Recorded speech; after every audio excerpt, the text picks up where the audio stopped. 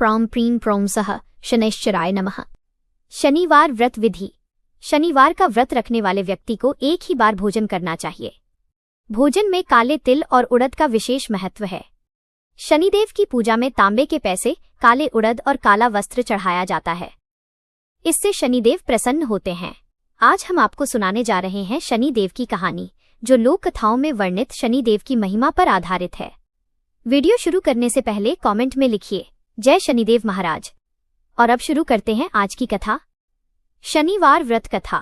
एक दिन सातों ग्रह सूर्य, चंद्र, मंगल, बुध, बृहस्पति, शुक्र और शनि बैठे हुए इस बात का विवाद छेड़ बैठे कि समस्त ग्रहों में कौन सा ग्रह सबसे बड़ा है। इसका निर्णय करने के लिए सभी ग्रह राजा इंद्र के दरबार में उपस्थित हुए। इंद्र ने सोचा कि यदि किसी ग्रह को मैं महान कह दूंगा तो शेष सारे 8 ग्रह मुझसे नाराज हो जाएंगे।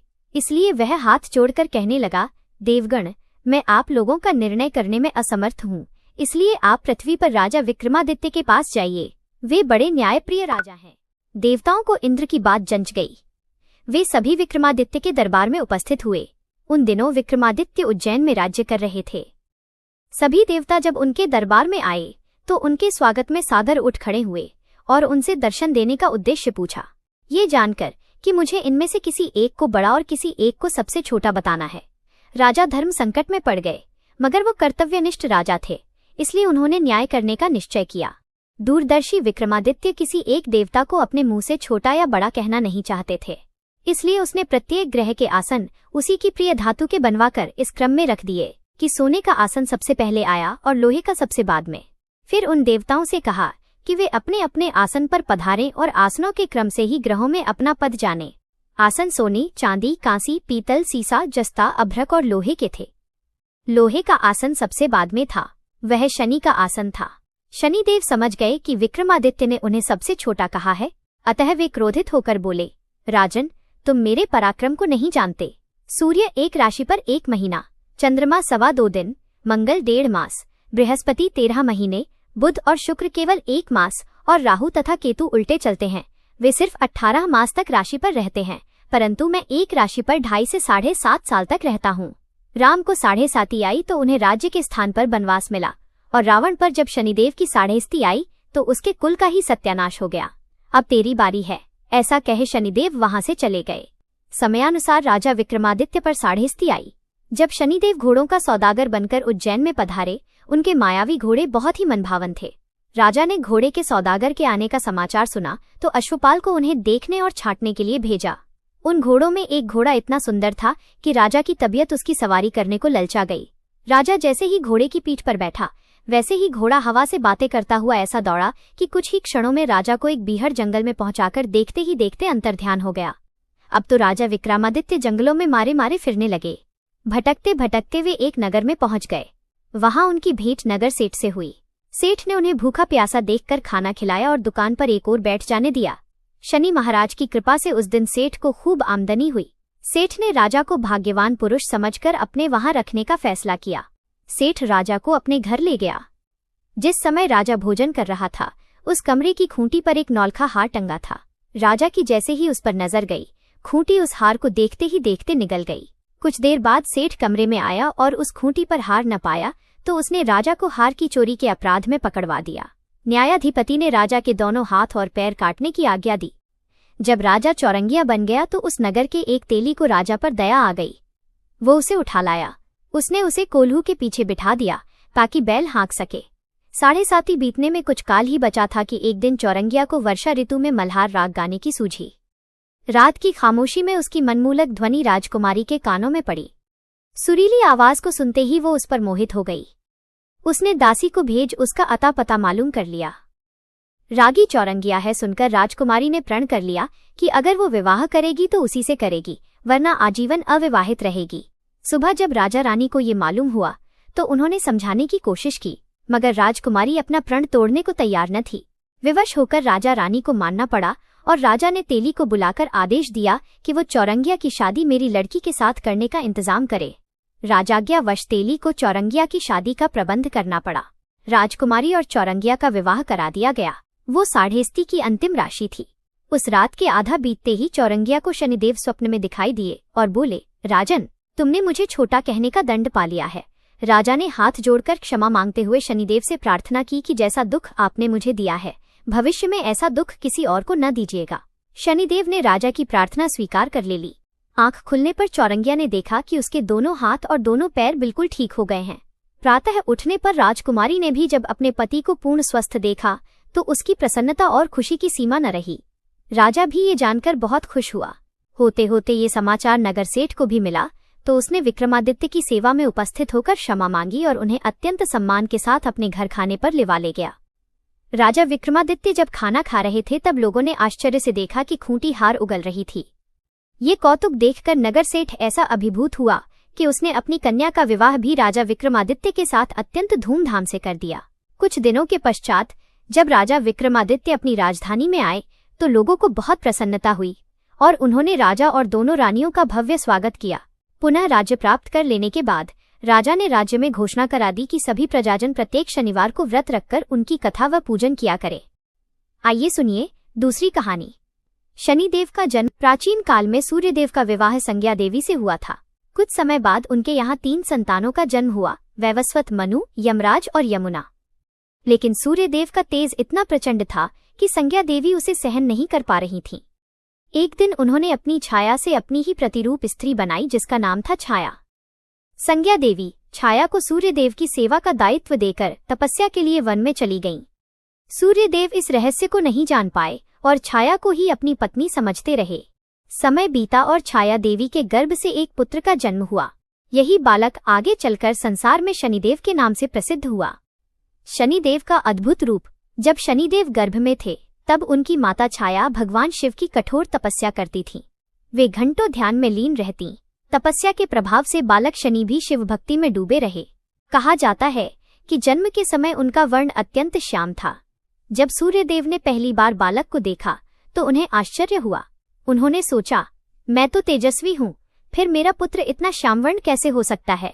इस संदेह के कारण सूर्यदेव ने छाया और बालक शनि को उचित सम्मान नहीं दिया। शनिदेव की दृष्टि का प्रभाव। बालक शनि बड़े होने लगे। एक दिन उनकी दृष्टि सूर्यदेव पर पड़ी। उसी समय सूर्यदेव के रथ के घोड़े लड़खड़ा गए। उनका तेज कुछ क्षणों के लिए मंद पड़ गया। देवता आश्चर्यचकित रह गए। तब भगवान शिव प्रकट हुए और बोले, तारांकन, ये कोई साधारण बालक नहीं है, ये कर्मों का न्याय करने वाला देवता बनेगा। इसकी दृष्टि मनुष्य को उसके कर्मों का फल प्रदान करेगी। शिवजी का वरदान। शनिदेव ने युवावस्था में भगवान शिव की कठोर तपस्या की। हजारों वर्षों तक वे ध्यान में लीन रहे। अंततः भगवान शिव प्रसन्न हुए। उन्होंने कहा, वत्स, वर मांगो। शनिदेव बोले, प्रभु, मैं संसार में न्याय स्थापित करना चाहता हूँ। शिवजी अत्यंत प्रसन्न हुए। उन्होंने कहा, तारांकन, आज से तुम नवग्रहों में विशेष स्थान प्राप्त करोगे। तुम मनुष्यों को उनके कर्मों के अनुसार फल दोगे। कोई राजा हो या भिखारी तुम्हारे न्याय से बच नहीं सकेगा। इंद्र का अभिमान। एक समय स्वर्ग के राजा इंद्र को अपने पद और शक्ति का बहुत अभिमान हो गया। वे सोचने लगे कि उनसे बड़ा कोई नहीं। देवगुरु बृहस्पति ने उन्हें समझाया, अभिमान पतन का कारण बनता है, लेकिन इंद्र ने बात नहीं मानी। ये देखकर शनिदेव ने उनकी परीक्षा लेने का निश्चय किया। कुछ समय बाद इंद्र के जीवन में समस्याएं आने लगीं। स्वर्ग में अशांति फैल गई। असुरों ने आक्रमण शुरू कर दिया। देवताओं की शक्ति कमजोर पड़ने लगी। इंद्र चिंतित हो गए। उन्होंने देवगुरु से पूछा, मेरे साथ ऐसा क्यों हो रहा है। बृहस्पति ने ध्यान लगाया और कहा, देवराज, ये शनिदेव का प्रभाव है। इंद्र का पश्चाताप। अब इंद्र को अपनी गलती समझ आई। वे शनिदेव के पास पहुंचे, हाथ जोड़कर बोले, तारांकन, प्रभु, मुझे क्षमा कर दीजिए, मैं अभिमान में अंधा हो गया था। शनिदेव बोले, इंद्र, मैं किसी का शत्रु नहीं हूँ, मैं केवल मनुष्य और देवताओं को उनके कर्मों का फल देता हूँ। जब तक अभिमान रहेगा दुख भी रहेगा। राजा का अहंकार। पृथ्वी पर एक राजा था। वह अत्यंत शक्तिशाली था। धीरे धीरे उसे अपने सामर्थ्य का घमंड हो गया। वो गरीबों का अपमान करने लगा, धर्म की उपेक्षा करने लगा और संतों का अनादर करने लगा। एक दिन एक वृद्ध साधु उसके महल में आया। साधु ने भोजन मांगा। राजा ने क्रोधित होकर उसे अपमानित कर दिया। साधु चुपचाप चला गया। वह साधु वास्तव में शनिदेव का दूत था। कुछ ही महीनों में राजा के जीवन में विपत्तियां आने लगीं। राज्य में अकाल पड़ा, खजाना खाली होने लगा, मित्र शत्रु बन गए और परिवार में कलह बढ़ गई। राजा समझ नहीं पा रहा था कि ऐसा क्यों हो रहा है। जंगल की यात्रा। अंततः राजा को राज्य छोड़ना पड़ा। वो जंगलों में भटकने लगा। कभी भोजन मिलता कभी नहीं। एक दिन भूख और प्यास से व्याकुल होकर वो एक वृक्ष के नीचे बैठ गया। वो रोने लगा। उसी समय एक संत वहां आए। उन्होंने पूछा, राजन, क्यों रो रहे हो? राजा ने अपनी पूरी कहानी सुना दी। संत बोले, क्या तुमने कभी अपने कर्मों पर विचार किया है? राजा मौन हो गया। उसे अपने सभी गलत कार्य याद आने लगे। राजा ने उसी क्षण निश्चय किया कि अब वो धर्म के मार्ग पर चलेगा। उसने गरीबों की सेवा शुरू की, संतों का सम्मान किया, अहंकार त्याग दिया और शनिदेव की आराधना करने लगा। शनिदेव का प्रकट होना। कई वर्षों की तपस्या के बाद एक शनिवार की रात आकाश में दिव्य प्रकाश फैला। चारों ओर सुगंध फैल गई। राजा ने आंखें खोलीं। उसके सामने स्वयं शनिदेव खड़े थे। नीले वस्त्र, हाथ में दंड और गंभीर तेजस्वी स्वरूप। शनिदेव बोले, तारांकन राजन, मैं किसी को दुख देने नहीं आता। मैं केवल मनुष्य को उसके कर्मों का परिणाम दिखाता हूँ। जब मनुष्य गलत मार्ग पर जाता है तब मैं उसे चेतावनी देता हूँ। जब वो सुधर जाता है तब मैं उसे उन्नति भी देता हूँ। राजा ने चरणों में गिरकर क्षमा मांगी। शनिदेव प्रसन्न हो गए। उन्होंने कहा, तारांकन, तुमने अपने जीवन को बदल लिया है, इसलिए मैं तुम्हें पुनः सुख और सम्मान प्रदान करता हूँ। कुछ ही समय में राजा को अपना राज्य वापस मिल गया। प्रजा फिर सुखी हो गई। तब शनिदेव ने संसार के लिए संदेश दिया, जो व्यक्ति सत्य बोलेगा, जो मेहनत करेगा, जो गरीब और दुखियों की सहायता करेगा, जो माता पिता का सम्मान करेगा और जो धर्म के मार्ग पर चलेगा, मैं उसकी रक्षा करूंगा। शनिवार व्रत का महत्व। कहा जाता है कि उसी समय से शनिवार व्रत की परंपरा और अधिक प्रचलित हुई। लोग शनिवार को पीपल वृक्ष की पूजा करने लगे, सरसों के तेल का दीपक जलाने लगे, काले तिल दान करने लगे, गरीबों को भोजन कराने लगे, शनिदेव की कथा सुनने लगे। भक्तों, शनिदेव कभी किसी के शत्रु नहीं होते। वे न्याय के देवता हैं। उनकी कृपा से रंक भी राजा बन सकता है और उनके न्याय से अभिमानी राजा भी साधारण मनुष्य बन सकता है। इसलिए जीवन में सदैव अच्छे कर्म करें, सत्य का साथ दें और धर्म के मार्ग पर चलें। तब शनिदेव की कृपा सदैव आपके ऊपर बनी रहेगी। नीलांजन समाभासम रविपुत्रम यमाग्रजम छाया मार्तंड संभूतम तम नमामि शनैश्चरम। हे शनिदेव महाराज, हमारे जीवन से दुख, संकट और बाधाओं को दूर करें, हमें सद्कर्म करने की प्रेरणा दें, हमारे परिवार पर अपनी कृपा बनाए रखें। बोलिए शनिदेव महाराज की जय। ओम शन शनैश्चराय नमः। अथ शनिवार की आरती। जय जय जय श्री शनिदेव, भक्तन हितकारी। सूर्य के पुत्र, प्रभु छाया महतारी, श्याम अंग वक्र दृष्टि, चतुर्भुजाधारी, नीलांबरधार नाथ गज की असवारी, क्रीट मुकुट शीश राजित दिपत है लिलारी, मुक्तन की माल गले शोभित बलिहारी, मोदक मिष्ठान पान चढ़त हैं सुपारी।